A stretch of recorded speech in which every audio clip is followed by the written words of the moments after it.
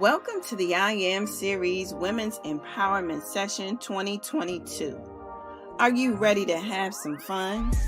Well, sit back and relax, as this month we are talking about broken relationships. And to start it off, we're also going to talk about Will and Jada. Yes, that's right. We're going to talk about their relationship. And we have a special guest tonight, Mrs. Tamika Thomas, who will be hanging out with us at the I Am Series. Don't forget to pick up a journal or a mug from our website, www.iamthelionessqueen.com. Well, without further delay, let's introduce our host and co-host, Reverend Dr. Marisha Stewart and Reverend Sherry Thomas.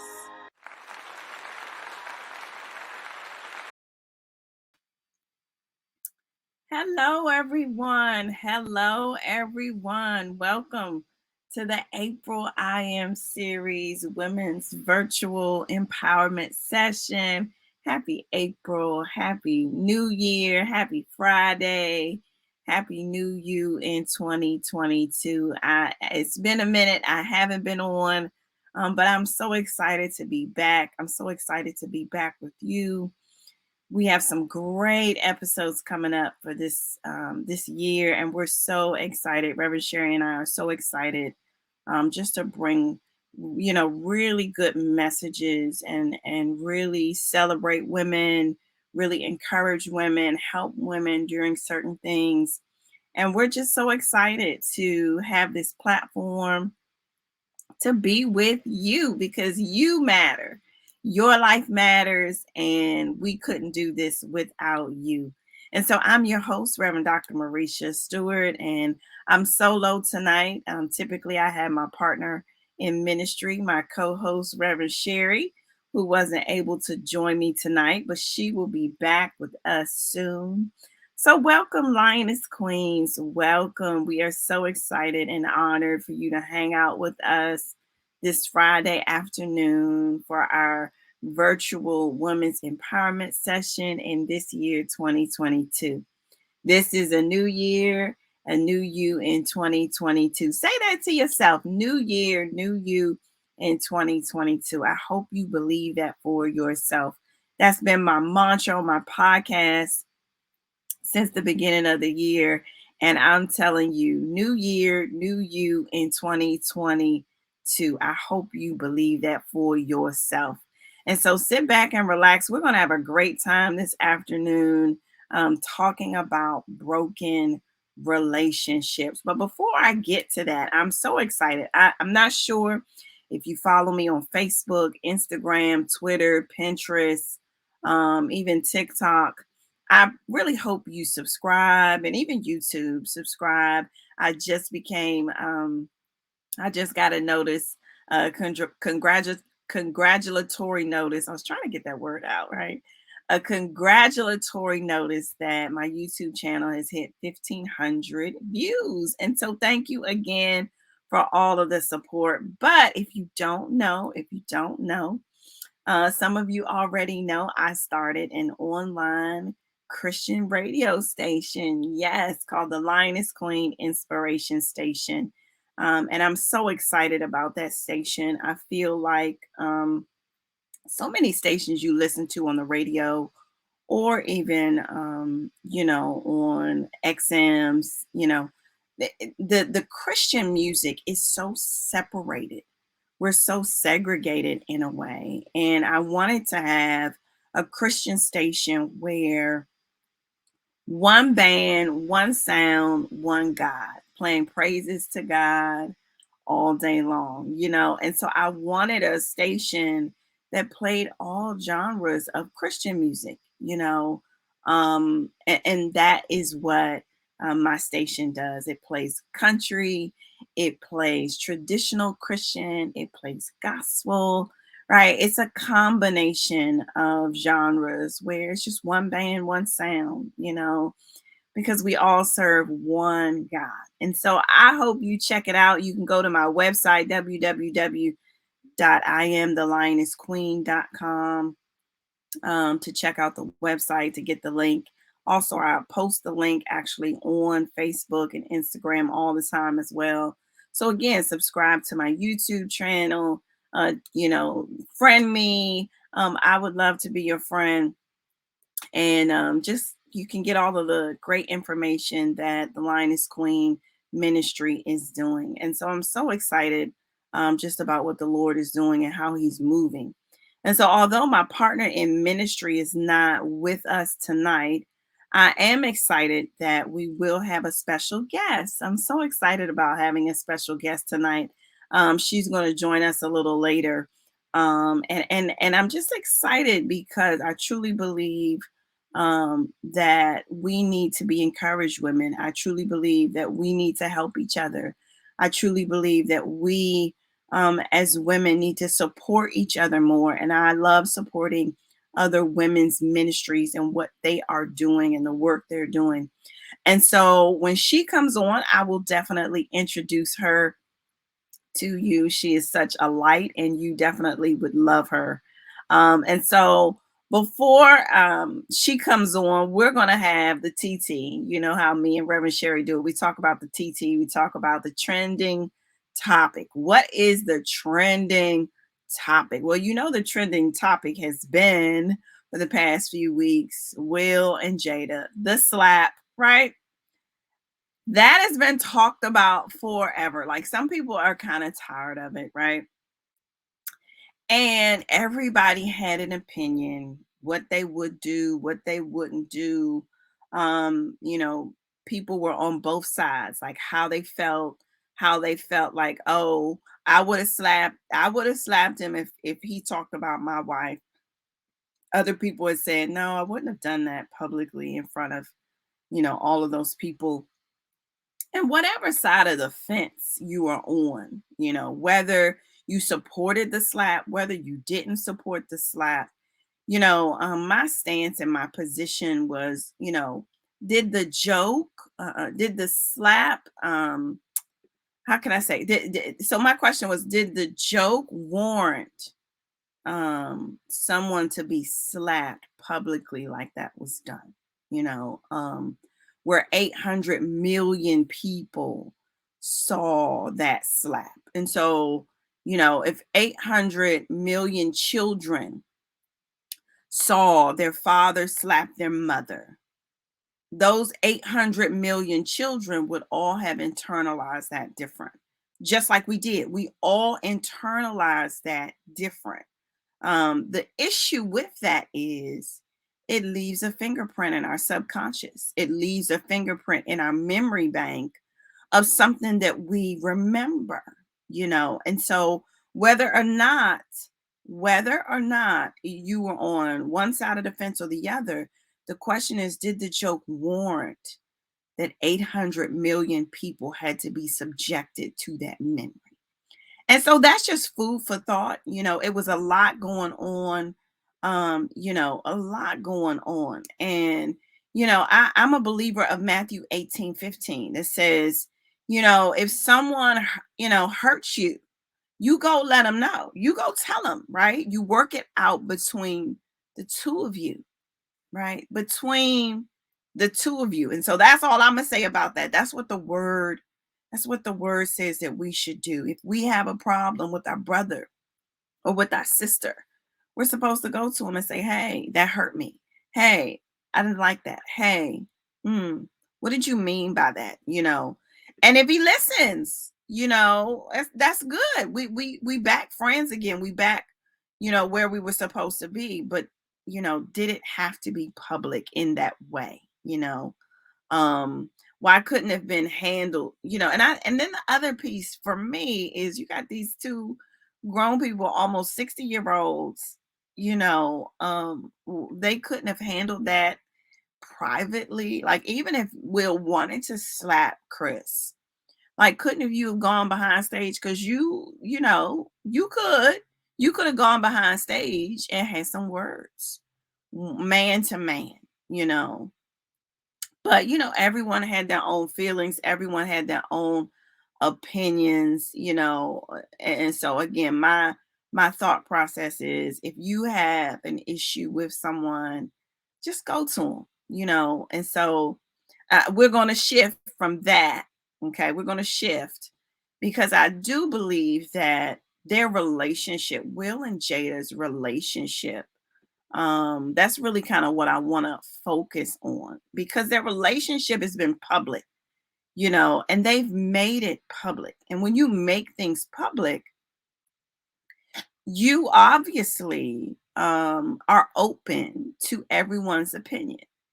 Obviously, you're open to everyone having something to say about what you're doing, about what's going on, what you're saying, how you're raising your children, how you're living.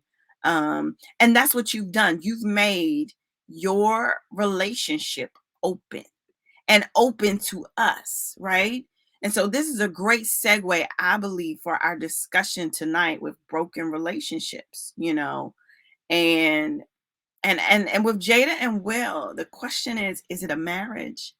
Is it relationship? Is it an open marriage? Honestly, I think it's like a business deal. I think it's like a partnership, you know, um, especially with all of these other things that have come out, especially about Jada not really wanting to marry Will in the beginning. And so whatever you call it, I think it's a great segue into talking about broken relationships. And so for me, I truly believe the issue is residue. My motto is all about living residue free. I always want women to live residue free. Because when you live residue free, you're not bringing the residue that you have into a new relationship. And so for me, when I think about Jada and Will, from their issues, it stems from the residue from their own brokenness, right? It's from their own brokenness. And so I'm not sure how much you know about Jada and Will's childhood, but Jada grew up in a broken home. She grew up in a home where her mother was addicted to heroin. Her father probably was addicted to the same drug. And unfortunately, her father, um, you know, was addicted and unfortunately succumbed to the drugs that he OD'd and died, you know. And as a result, again, here we go. Just thinking about that slap, here we go. Jada grew up in that home. So there's a fingerprint that's left in Jada's subconscious of the addiction. There's a fingerprint that's left in Jada's subconscious of her father dying from an addiction, from a drug. And so there's residue there. And as a result, Jada has talked about her own addictions. I just found out today that her mom introduced self pleasure when she was a young girl. And when she introduced self pleasure as a young girl, unfortunately, that fingerprint led to an addiction.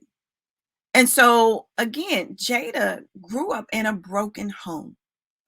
And there's a lot of residue that she has in her life, or she had in her life, that still has residue in her subconscious. And then on the other hand, you have Will. Will also grew up in a broken home. Will grew up in a home where his father was abusive, right? His dad was abusive. And so when you grow up in that home, again, it's going to leave another fingerprint in your subconscious. And so Will is interesting because Will's residue was so thick that Will contemplated killing his father to avenge his mother, for the things that his mom endured. And again, when two people are broken from their upbringing, you got to think about this. Then how do they become one, right? How do they become one with someone when they don't even know how to be one with themselves, you know?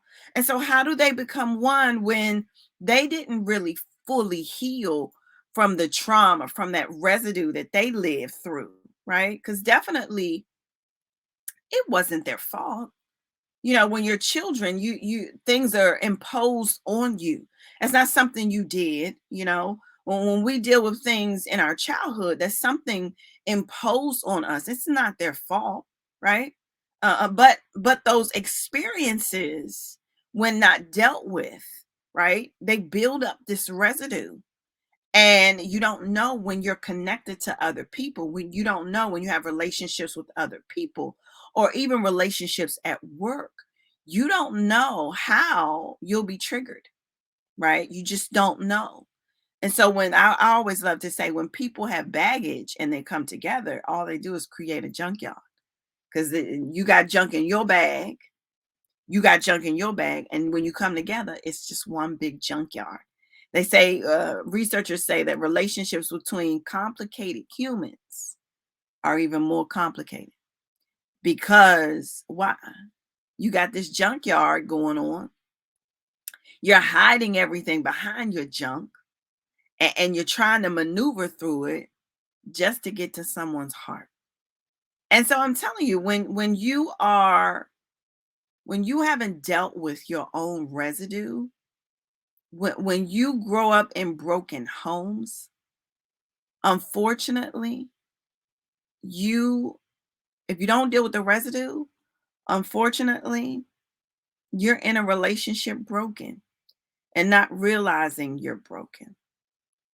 And so the question is, how do you know if you are in a broken relationship? How do you even know that you are? And it's really funny for me, when I think about a broken relationship, I think about, it makes me think about when I was in marriage counseling with my husband. And I remember the marriage counselor, the minister, had talked about marriage. And she said to us, think about marriage as a garden. This is your garden that you are starting together, that you are starting from scratch. Think about that. Think about growing a garden with another person, and you're growing it from scratch. But this is your garden. And it's all about you taking care of what? The garden. It's all about how your garden grows based on the work you put in into maintaining your garden. So my question is, what does your garden look like in your relationship? Huh? When I think about broken relationships, I think about the garden. And so that's the question. What does your garden look like? And have you worked together to grow some great fruits and vegetables and spices? Or is it weeds? Is it full of weeds? Or is it dry where it can't grow anything? And so that's my question for you. What does your garden look like? You know, but I think what the other thing that's very interesting is that we as women, I think oftentimes for some odd reason, we are attracted to broken people, right? Not realizing we're broken, but we're also attracted to broken people. And when I was thinking about this and praying about it, the one thing God, I think there could be many possible reasons as to why. But the one thing that God placed on my heart, I would say, is that one of the biggest culprits is that we as women, we wear a big S on our shirts. We do. We wear a big S on our shirts. We try to fix people. Um, just like Jada tried to do with August Alsina, right? She saw he was broken, thought she could help, not realizing she still had residue that hadn't really been dealt with, right? On the table talk, right? Um, cause that's for show, right? You got to know certain things are for show. And she got caught up, right? And so I think it is the nurturer part in us as a woman. It's the nurturer part, because genuinely for women, we love helping others. just like we love taking care of our children. We love that. And then you figure out, oh, it's too late. Then it's too late because you realize you're attracted to that person, right? And you're attracted to someone whose issues, were bigger than how you thought you could help them. And sometimes in the beginning, you don't see all of the issues because people only show you what they want to show you. Then when you really get into the thick of things, you realize, right, they were bigger than what you thought. And by that time, it's too late. You're attracted to the person, you're emotionally connected to the person, and bada boom, you are entangled. Right? You are entangled. Just like Jada, she got entangled. Jada got entangled because she opened herself up, not realizing what was emotionally happening, right? She didn't realize all of the things that were going on because of the residue, because she grew up in a broken home. And when residue is not dealt with, it can easily resurface.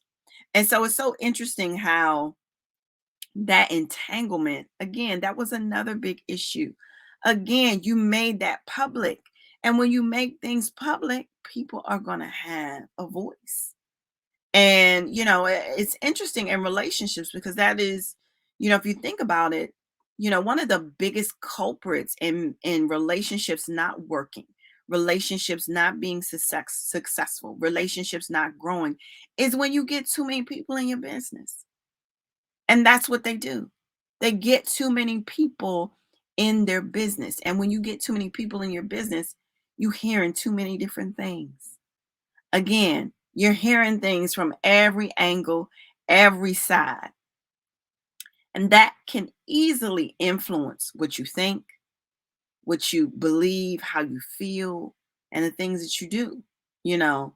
And so when I was thinking about this topic in broken relationships, I was also thinking about how so many women, unfortunately, that they get into relationships with broken people, believing more in their potential than the evidence that they see, right?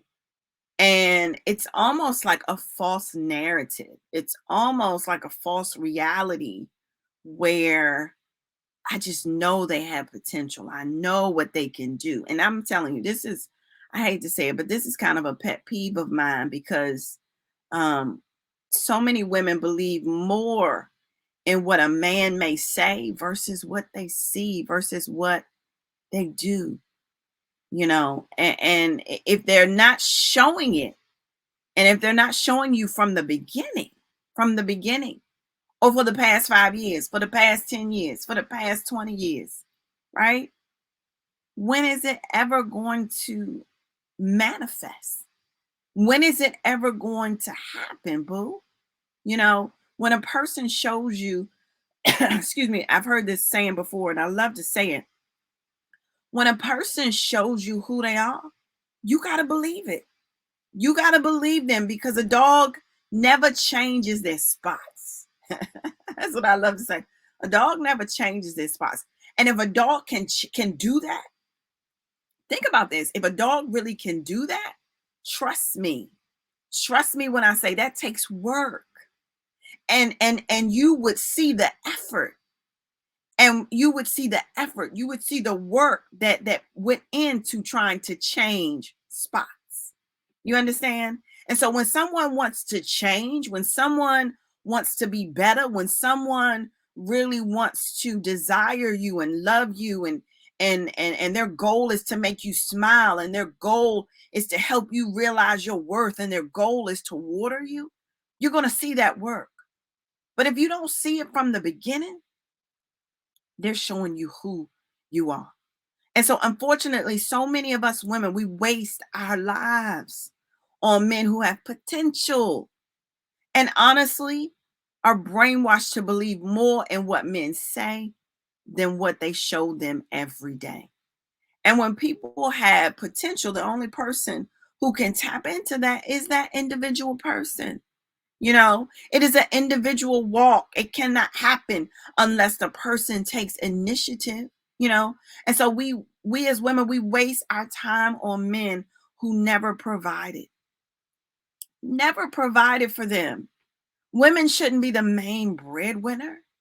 Men who said, "Oh, we're gonna get married, boo," you know, and it's 1 year, 2 year, 3 years, 4 years, 5 years, 6 years, 9 years, 10 years.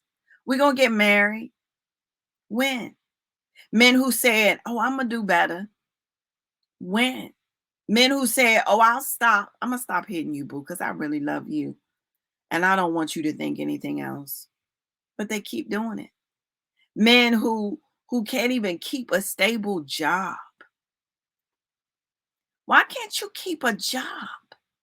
Why can't you deal with authority? What's that about?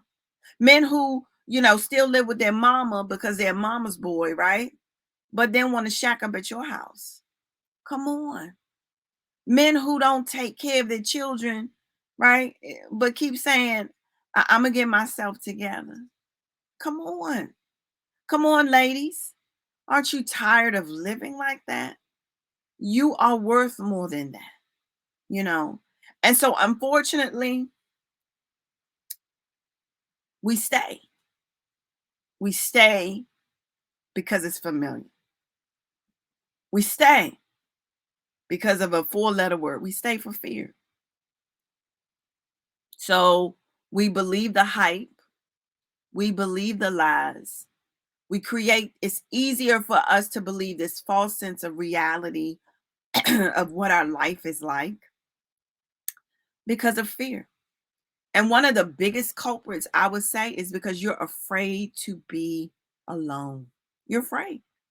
You're afraid to be alone, right? Some of you are afraid of letting go. I would say, and you may laugh, but some of you are you're attached to someone or entangled with someone, and you're with them because they look good, because they fine, because they're handsome, because they light skin, they got pretty eyes, they got pretty hair, they tall, dark, handsome, whatever the case may be, and you don't realize that that's all you're holding on to, right?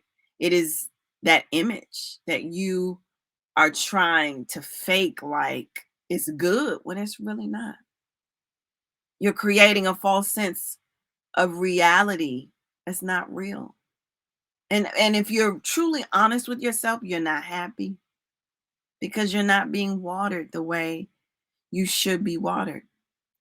You're not treated like a queen the way you should be because you are worth it. And as a result, you're settling. And that's really what it is. It's settling, you know. And if you think about it, what we try to do again with the false reality, we pick all of the good qualities that they have. We try to pick all, and it's not a lot, but we try to pick all of these good qualities and try to supersede them over the bad qualities when really you're making excuses because you're really honestly not happy. And you settle on, you know, what they can do versus what you really need in a relationship. We settle as women. And it's something that we do, and I think we do that easily because of how God created us. You know, God created us in a way, you know, because we are able to be mothers. Mothers. God created mothers in a way. God created women in a way where we can be flexible, where we as women, you know, can have different identities. We as women know how to fit in different ways, in different roles, in different areas. And so as a result of being a woman, you know, and how God created us. I think that's, you know, that's one of the reasons why we settle, and we settle because we're good at trying to fit and trying to make things work and trying to adjust and trying to make things happen. we're good at that, but we're not happy. And so as a result, we settle on what they say, and we believe in that potential more than what they show us. But in a nutshell, you have desires, you have needs, you have things you want, you have things you want to do. And so if this is a relationship, there needs to be a 100, 100. There needs to be where your needs and your desires are considered as well, you know. But we make excuses, some of the excuses we often say, oh, if it ain't broke, don't fix it, oh, it's not so bad. It's really not so bad, and I don't really want to start over. I'd rather deal with the devil I know versus the devil I don't know. I don't want to waste, all the time. We've been together for a long time. I don't want to waste all that. We have children together, and it's best for our children to grow up in a two-parent household, no matter how toxic it is. Oh, it's better for them to grow up in a two-parent household. I'm not leaving my house. This is my house. I done invested in this house. This is my home. Oh, I made a vow to God. I can't. All of these are excuses when you are not happy. So we stay. We stay in broken relationships because of not wanting to be alone, because of fear, because of time, because we've invested so much, because of guilt, because of stuff. But what does all of that mean when your worth is not valued? When you are not watered to grow, to thrive, to dream, to evolve, to be all you can be? You're not living, you're surviving. And God wants you to have a life and have it more abundantly, but you can't when you're just surviving. You got to evaluate your relationship, ladies. You got to evaluate where you are. I'm not sure if you've ever done that, evaluate your relationship, and you both do it, but honestly, I believe on the inside of you, you already know. And so I remember when I first started dating my husband, I would say maybe about 4 months in the relationship. We weren't married. And he asked me, I want us to sit down and evaluate where we are. And I was like, we had only been together 4 months. And I was like, okay, what you mean evaluate where we are? Okay. So um I was like, all right. So we sat down and he asked me, so how's the relationship going? How do you think it's going? What could be better? What have I done that made you feel uncomfortable or you didn't like? And I was like, wow, I've never experienced this before. I was like, huh? Oh, okay, we doing this. This is a little interesting, but healthy, right? It's healthy.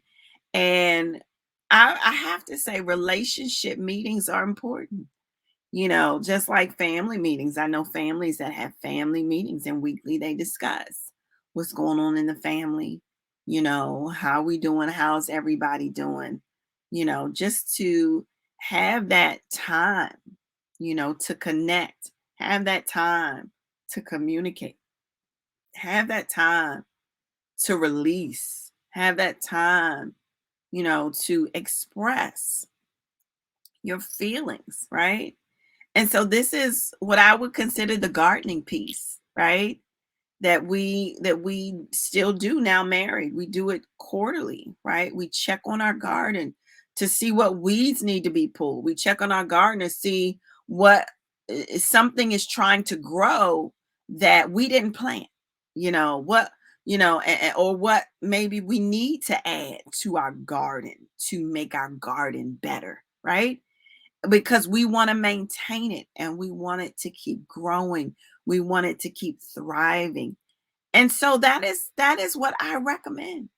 I recommend you doing relationship meetings, evaluations to talk about where you are in the moment, because I have to say so many couples live individually. So many couples live in a way where they really don't know what to do. They don't know what's going on. But I'm gonna tell you what, it's important to do that. And so guess what? I'm so excited.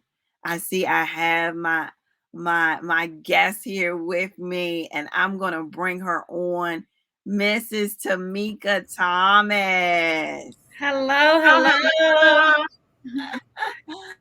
hello, hon. How are you?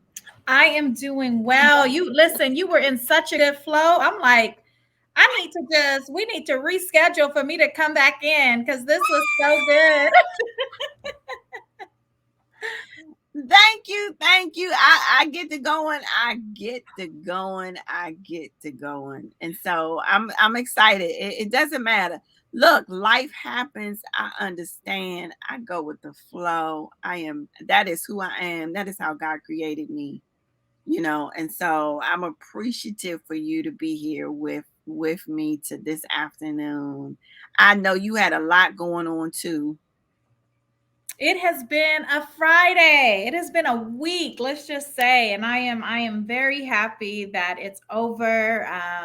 I was gonna say, and I'll get an opportunity to rest, but I'd be lying because it just, life keeps life in. But I am also one that goes with the flow. So I appreciate you having me on, having me share a little bit of my knowledge with your guests, with your audience, I should say. Yes, yes. So, we were talking about I was talking about how, women we stay in broken relationships, and I talked about Jada and the entanglement piece. They both her and Will are broken.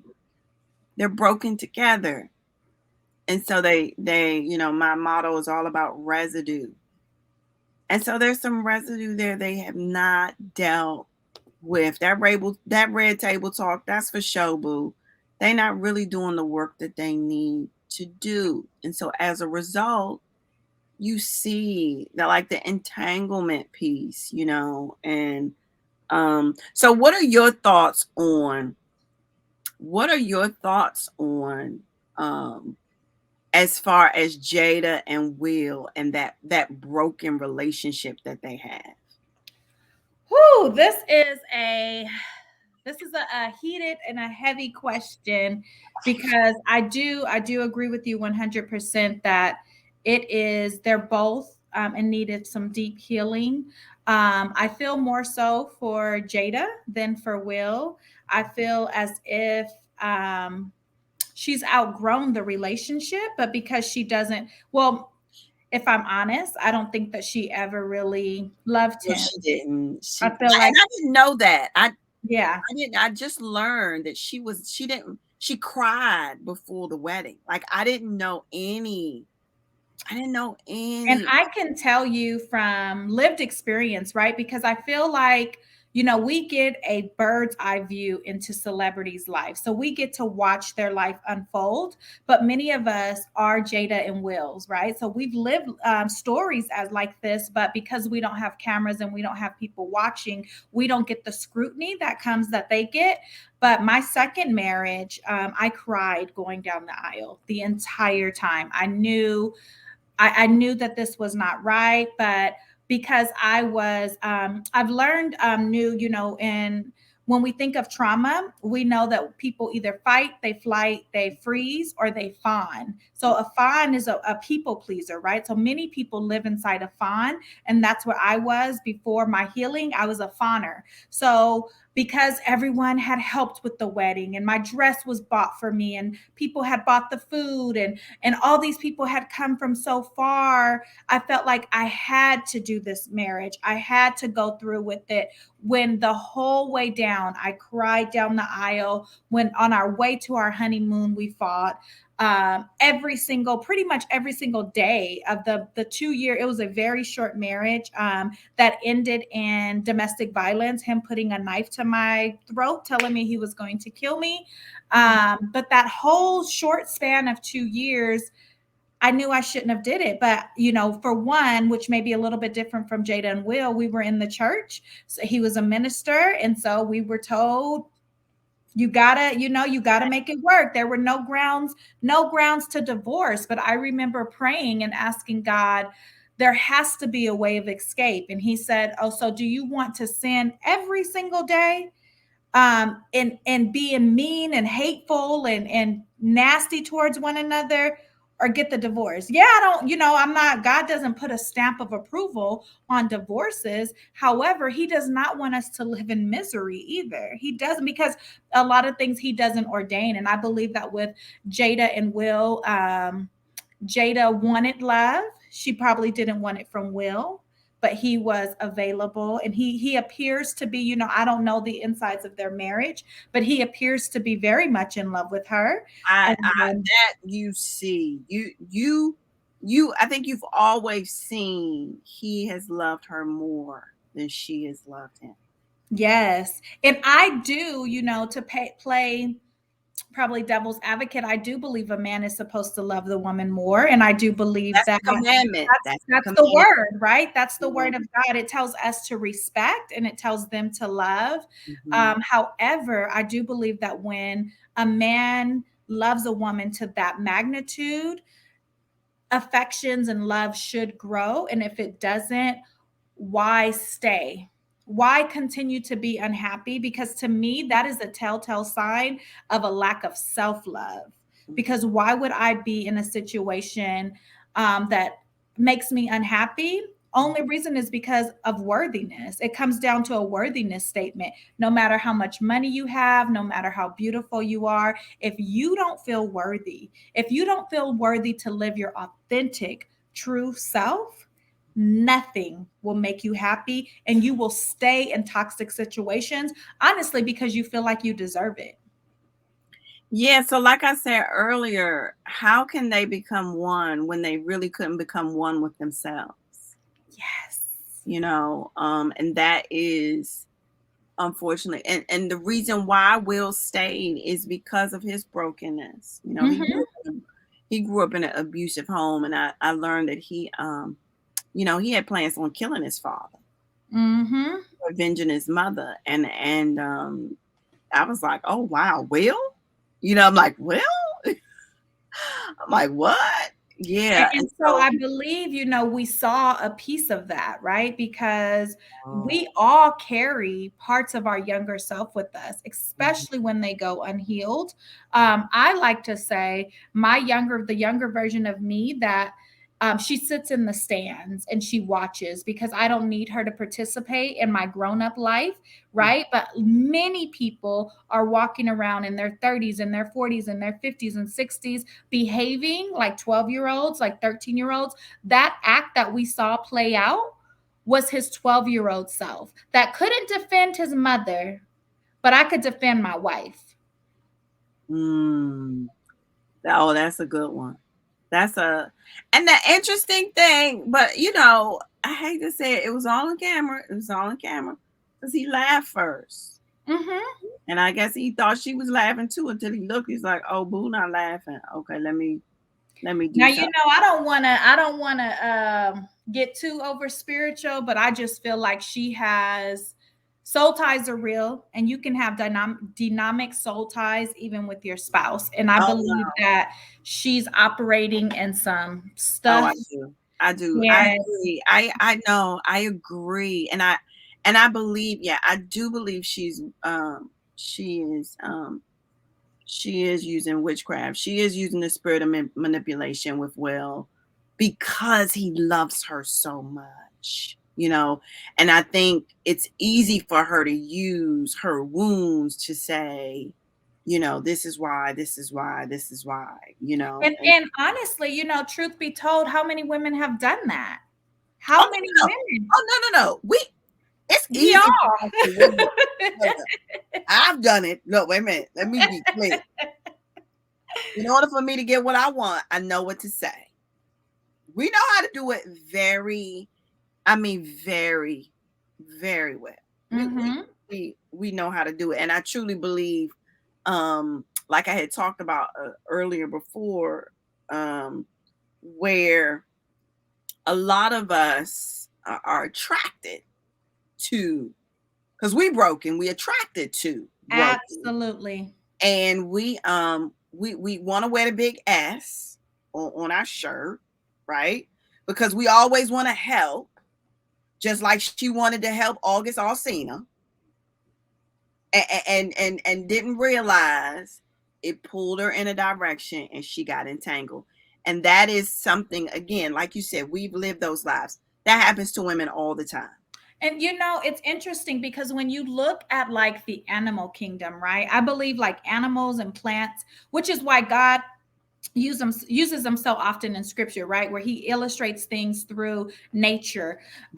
Usually the predator is a lot smaller than the prey, like when it comes to like insects or different things like that. And I feel like but there's a power, right? So they have poison or they have something that makes them overpower the thing that they're trying to take over. And I feel like with Jada, she used her power to even prey on August. That whole situation, when it unfolded, it literally made me sick to my stomach because I thought if this was the other way around, we wouldn't have memes and it wouldn't be hilarious. It would be he's so terrible. How could he prey on this young girl because she's the friend of the daughter and all? The story, the narrative would have been told completely different. It's not However, equitable. it, That's right? And we see this so often. And I'm sure if we were to pull back the layers of her life, this wasn't the first time. This is just the time that we've seen it. And as things begin to unfold, we've heard many things about their relationship. And again, just as you said, many of us have been in those situations where we've used our beauty, we've used the booty, okay? We've used these things to manipulate.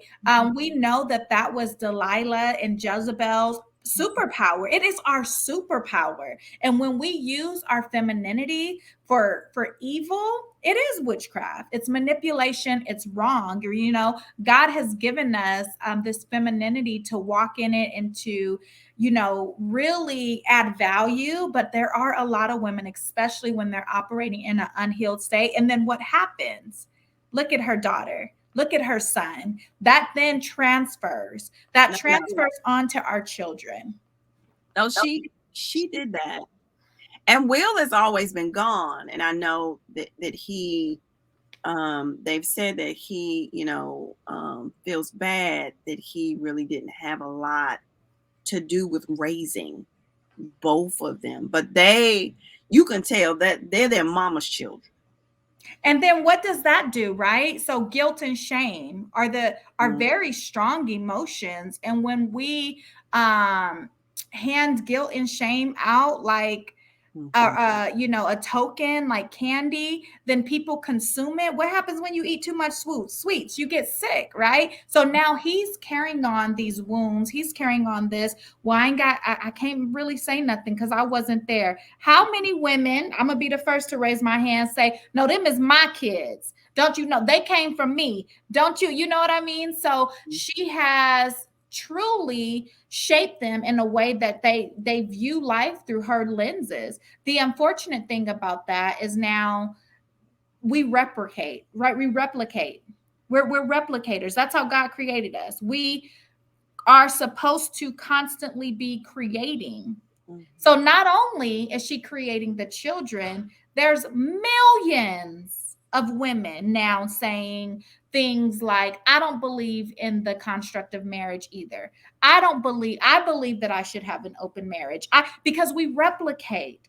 People watch what we do and people mimic what we do, whether you have her level of influence or you have, the level of influence of being a mother in a home. Whatever your level of influence is, we are created to create. Yeah. So then we continue to pass on that toxicity. But the great news is if and when she prayerfully gets some type of help and sees the light, she can replicate that. Well, I tell you what, the light is Jesus for the both of them, and that's real talk right there. That's real talk because it's some deep rooted, it is some deep rooted issues that It's interesting. I was thinking about a lot of things that we learn as children. We learn through our senses, and she was taught certain things. Like, well, we know how to teach ABCs, one, two, threes. We know how to teach certain things, but there were certain things that she learned that her mother never said a word to. She saw it, and it still shows. It still shows. And the one thing I did not know that I found out, I talked about this earlier. My intern told me this just today. I didn't know that mom taught her self-pleasure as a young girl. Who does that? But her mom was a heroin addict.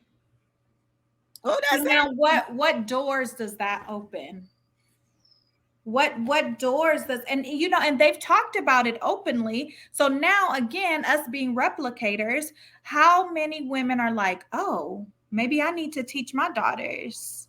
Maybe I need to. How many girls heard that? Because you're absolutely right. This is so intentional, and we got to come back when I'm able to sit down and be just as cute as you. Listen, and really iron this thing out, because I've been talking all week about trauma, and our memories are stored in our senses. So it's what we see, what we hear, what we smell, what we taste, what we feel. Mm-hmm. That's where cognition is formed. That's where memories are formed. That's where trauma is trapped inside. So you may never have physically seen your parents having sex. You may have never physically seen them fighting. You have but you heard it. You may have never did crack cocaine yourself, but you get a little whiff of that and you grew up in a crack house. There's trauma. There's something that sparks, right? And good and bad. Just like if I said ba da ba ba ba, everybody will immediately see them golden arches, because that's what we've heard. We've been programmed to know about. You hear that? That's McDonald's. You start seeing you think about the Big Mac. You start, even though that stuff is terrible for you, right? Your mouth start watering. You remember that the ice cream shake ain't never ready and fixed, right? So all of these things start happening, and it's generational. So when you talked about getting to the root, there's some deep excavation that needs to happen in that family. Yeah, it's really like I don't even like watching it. And this is my other thing, because we already know, and when you're in a relationship, number one is you keep people out your business. And so my question is, why is it that their relationship is so public that you want everybody, again, here we go, like you said, senses. You're hearing everybody's opinion. You're seeing what people are saying.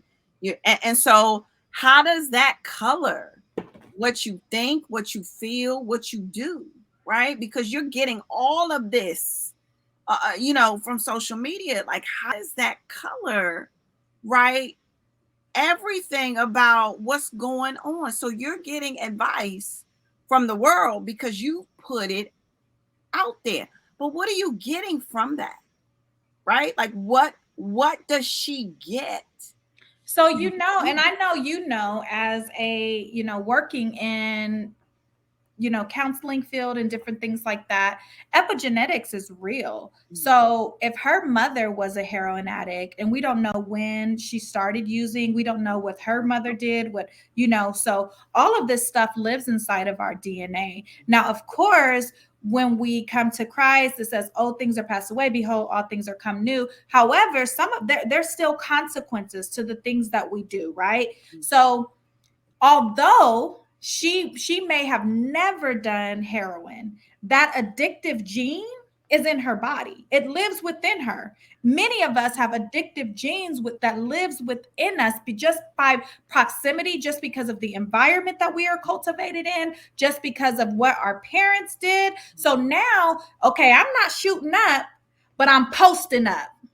And every time I get a like, every time I get a comment, every time I get a share, that's a hit of dopamine, which is the same thing that happens to the when you do heroin.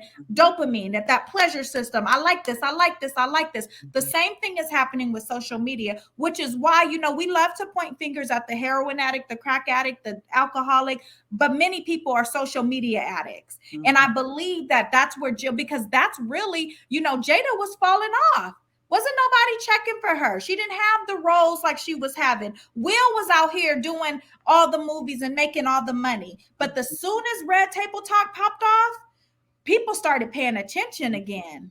So what a better way to get that dopamine hit than to people love drama. Yeah.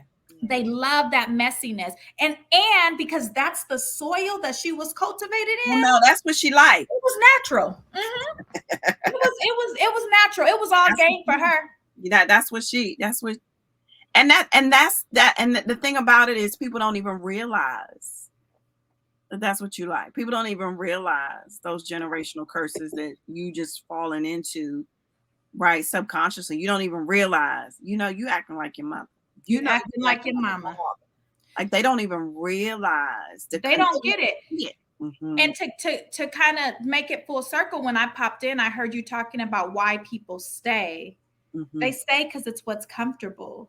Our brain is extremely lazy. It does not like change. It does not like new. It does not. And in fact, it is a program to, we are born in sin and shaped in iniquity. Let's not forget that. So it is wants to go towards negative. It wants to go towards chaos. That's where it's comfortable at.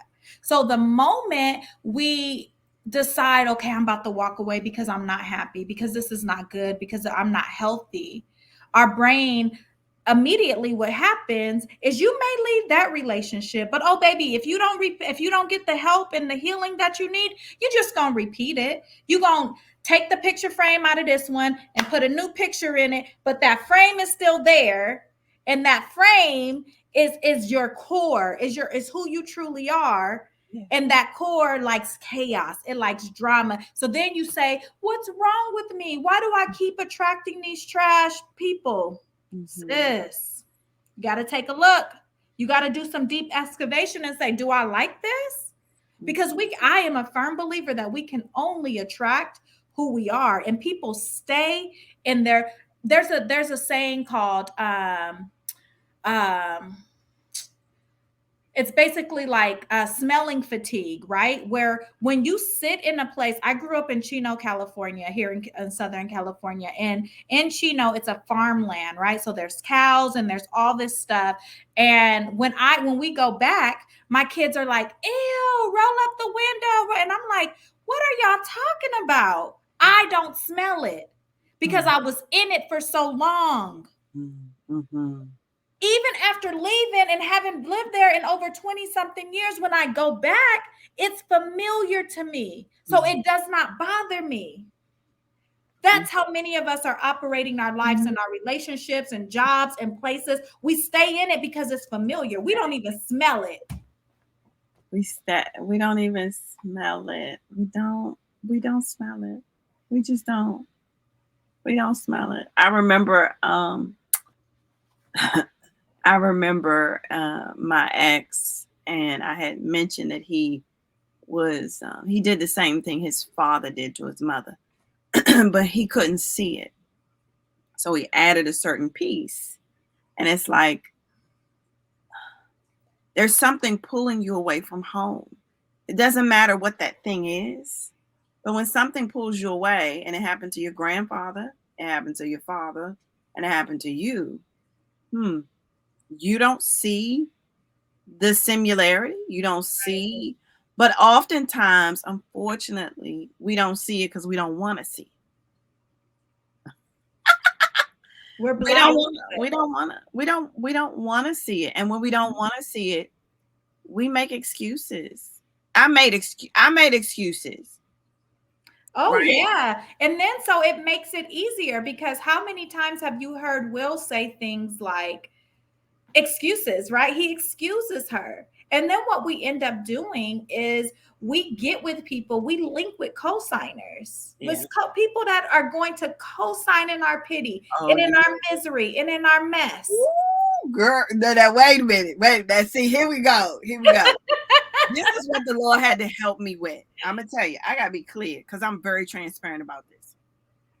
God had to say, why do you keep singing that nursery rhyme of what he did to you? Like what are you getting out of that? Like, Mm. I literally wanted everybody to love me. I wanted everybody to hate him, right?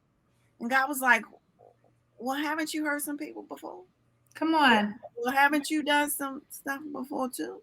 Right? What makes you different? Because you've hurt people before too, boo.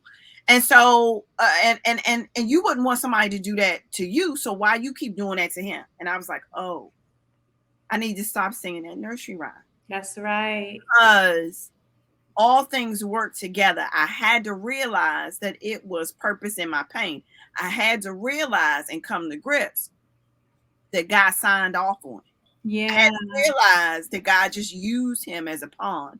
He didn't do it on himself. He didn't do it by himself. God had to use him as a pawn because God had to push me into where I was supposed to be. I had to come to realization that God was in all of it. Yeah. But again, I had to address, I had to see my stuff. And that's the thing. You got to see your stuff. If you don't see your stuff and know it's staying, you're not going to change. You're not going to move. You're not going to shift. You're not going to move forward. You're going to stay stuck. Mm-hmm. And when other people are telling you, you don't see that, you don't smell that, and when you still are ignorant to it, there's a problem. And then that's when you need to seek professional help. Of course, our first tactic is prayer and fasting and all that great stuff. But if several people that have clear eyesight, great sinuses, great noses, they're telling us that they see it, they smell it, and you're still unable to see or smell, that's when it's time to get some help. And listen, we got to do this. We got to do this again because we could be on here. I've just this few minutes that I've been on, I'm like, this is so rich. And yeah, this is really, so we'll have a part 2. So let's next month. yes, Let's have a part 2, and we'll go in again because this has been good. I tell you, this is root work. For those of you that are listening or that will listen to the replay, this is root work. This is how we get down. It's dirty. It's uncomfortable, but this is how we begin to do that self-excavation, really, right? It takes mirror work. I teach the ladies that I'm blessed to work with in my coaching programs.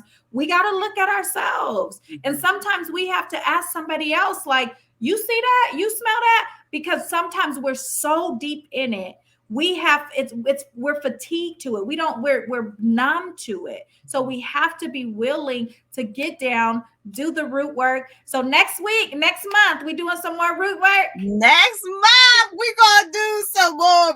Because I'm telling you, that is when you see change. Yes. That is when you can make the connection that God is doing something for you. That is when you realize, I always love to say, like, God doesn't do things to me. He does things through me. Yes. Mm-hmm. Okay. So, but it's a mindset, it's a mindset. But again, when you have residue, you don't see it. Ooh, residue. Let me end on this, and then I'm gonna hush because I gotta get these cheering the track practice. But listen, God woke me up in the middle of the night, Thursday or Friday, or Thursday or Wednesday, and he shows me these visions, right? And I had this vision of someone dumping trash.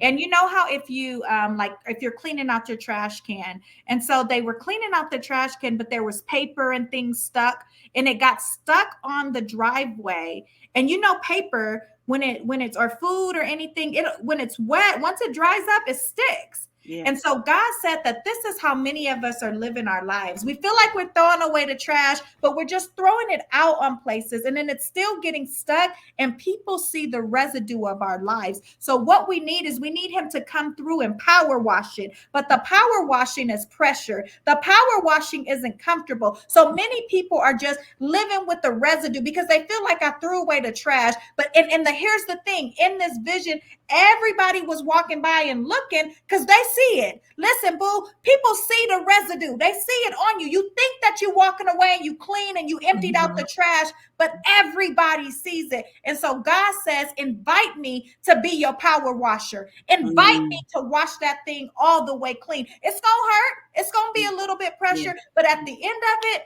you'll be clean, white as snow. There will be no more residue. Power wash. I love it. I gotta add it to my residue free. Yes. Power wash. Yes. Well, thank you so much. I know you got a busy schedule. Thank you so much for coming on. But next month we're gonna plan this again. Lock and loaded. Part two. Root work. Root work. That's it. Root work, because this is how you become whole. Yes. Thank you so much. You're welcome. You're welcome. So I will see you next month. All right. Bye-bye. Take care. Bye, everyone.